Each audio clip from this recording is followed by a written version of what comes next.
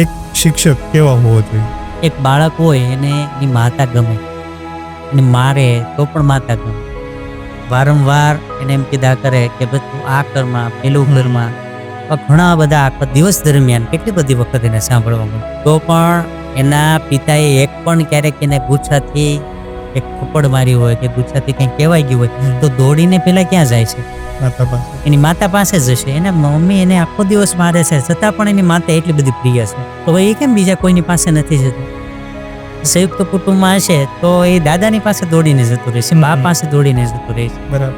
તો આ જ પરિસ્થિતિ એવી છે કે શાળામાં પણ એક શિક્ષક પ્રત્યે એવો પ્રેમ આપવામાં આવે અને એક કોઈ ક્રિએટિવિટી દ્વારા બાળકને એવું કંઈક શિક્ષણ આપવામાં આવે કે જેથી એક બાળકને શાળા ગમે અને શિક્ષક ગમે.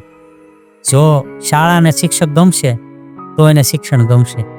અને હું તો એમ જ કહું કે જ્યારે તમારી પાસે બાળક હોય એ તમારી પાસે ભણીને મોટું થાય અને એના લગ્નની કંકોત્રી તમારી ઘરે આવવા ને ત્યારે આપણે સમજવાનું કે સારા એક આદર્શ એક બાળક માટેના શિક્ષક તરીકે મેં કામ કરેલું છે. એટલે બાળક જો વિદ્યાર્થી આપણને આજીવન યાદ રાખતો હોય એવી પળ આ છે, એક ક્ષણ છે કે આજીવન બાળક આપણને યાદ યાદ રાખે.